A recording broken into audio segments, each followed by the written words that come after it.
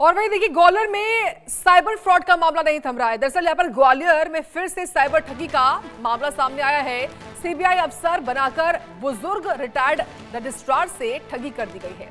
Money laundering case में फंसाने की धमकी इनको दी गई।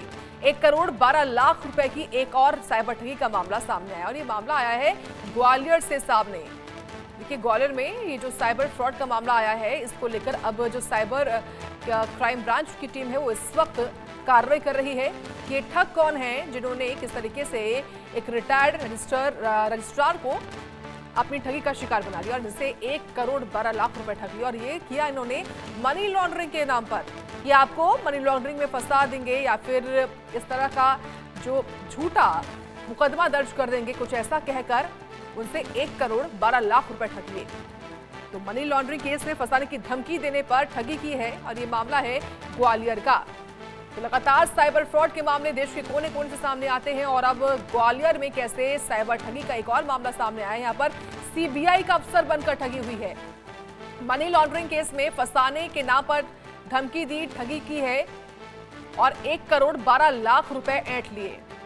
जानकारी लेंगे संवाददाता संतोष सिंह से। संतोष, ये क्या मामला है जहां पर एक सीबीआई अफसर बनकर मनी लॉन्ड्रिंग के नाम पर धमकाया गया और 1 करोड़ रुपए ऐंठ लिए हैं? देखिए, ये पूरा मामला ग्वालियर के एक बुजुर्ग से जुड़ा हुआ है और ये बुजुर्ग जो है रजिस्ट्रार ऑफिस से रिटायर्ड अधिकारी हैं। इनका एक बेटा और बेटी है, वो विदेश में रहते हैं और ये अपनी पत्नी के साथ यहाँ पड़ाव थाना क्षेत्र में रहते हैं और प्यारी लाल इनका नाम है।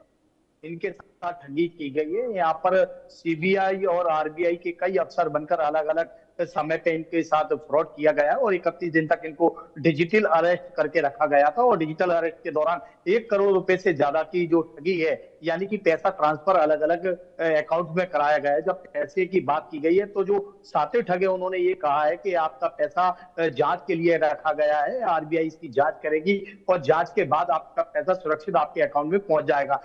लेकिन जब पैसा पहुंचा नहीं है, चूंकि 7 दिन की ये बात की गई थी, उसके बाद जब 31 दिन तक बुजुर्ग के सारे मोबाइल जब उनका पूरी तरह से डिस्चार्ज हो गया, उसके बाद बुजुर्ग को ये भी हिदायत दी गई कि आप अपना मोबाइल चार्ज करके रखें और लगातार कनेक्टिविटी बना के रखें। ये पूरा एपिसोड है या ये पूरी जो कार्रवाई चल रही है, पीएमओ से मिले आदेश के बाद की गई है। तो बुजुर्ग इतना दहशत में आ गए थे, उसके बाद अपनी जो जमा पूंजी है, रिटायरमेंट के बाद उनके पास जो जमा पूंजी थी लगभग 1 करोड़ रुपए से ज्यादा की रकम वो अकाउंट भेज चुके हैं। फिलहाल उनको एहसास हुआ कि उनके साथ डिजिटल अरेस्ट जैसी जो ठगी हुई है, उसके बाद उन्होंने ग्वालियर की जो साइबर सेल है वहां पे शिकायत की है। पुलिस ने इस मामले में मामला दर्ज कर लिया और जो अज्ञात ठग है उनके खिलाफ कार्रवाई करने की बात यहाँ पे साइबर सेल के पुलिस के द्वारा कही गई है। लेकिन सबसे हैरत की बात यह है, लगातार सोशल मीडिया पर और पुलिस के द्वारा, इसके अलावा प्रधानमंत्री नरेंद्र मोदी ने भी इस मामले में अपील की है कि डिजिटल अरेस्ट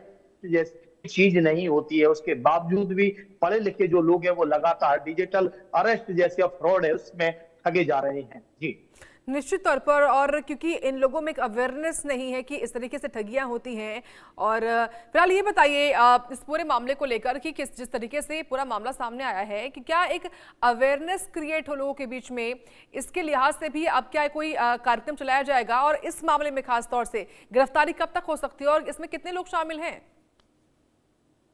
देखिए, अक्सर जितने भी साइबर ठगी के मामले सामने आए हैं तो उसमें जो सातिर जो ठग रहता है वो कहाँ बैठा हुआ है इसका अंदाजा पुलिस को नहीं होता। लेकिन जो मोबाइल सेल पर जो फोन नंबर आते हैं वो अक्सर स्विच ऑफ आ जाते हैं, या ये कह सकते हैं जो सातिर ठग द्वारा लगातार अलग अलग कंपनियों की सिमों का इस्तेमाल किया जाता है और एक अपराध में सिम यूज होने के बाद उसको सिम को ऑफ कर दिया जाता है या बंद कर दिया जाता है। ये काफी कठिन प्रक्रिया रहती है, लेकिन राज्य साइबर सेल है और साइबर सेल है, इन्होंने लगातार कई ऐसे जो धोखाधड़ी हुई है, साइबर ठगी हुई है, उसका खुलासा किया है। तो पुलिस ने जो बुजुर्ग है, पीड़ित व्यक्ति, उसको आश्वस्त किया है कि हम इस मामले में कार्रवाई कर रहे हैं। वो जो सबसे पहले उनकी प्राथमिकता है कि पैसा काका किन किन खातों में ट्रांसफर हुआ। बिल्कुल, देखिए, प्राथमिकता के आधार पर ही कार्रवाई होनी चाहिए इस पूरे मामले में, जो कि अपने आप में गंभीर है। आपका बहुत धन्यवाद विस्तार से बताने के लिए हमको इस बड़ी खबर के बारे में, संतोष। चलिए बढ़ते हैं खबरों में आगे। बड़ी खबर इस